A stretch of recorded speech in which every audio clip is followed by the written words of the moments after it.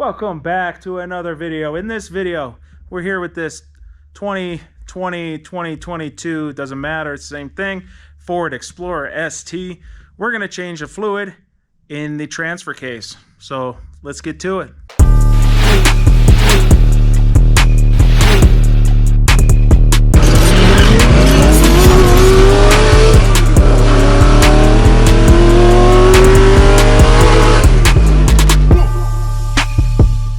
Step one, jack it up so you can get underneath the car. Transfer case is here. Drive shaft goes into it.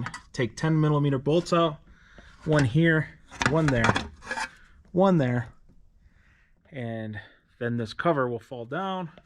Now you can see the drain plug on the bottom and the fill plug on the top.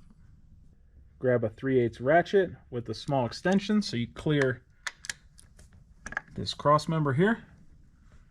You're going to undo the bottom one, catch it in a drain pan, and wait for it to stop dripping.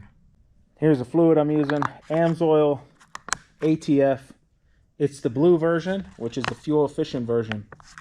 That's what goes in the transfer case. Even if you go to Ford, they're going to give you like dual clutch transmission fluid or whatever.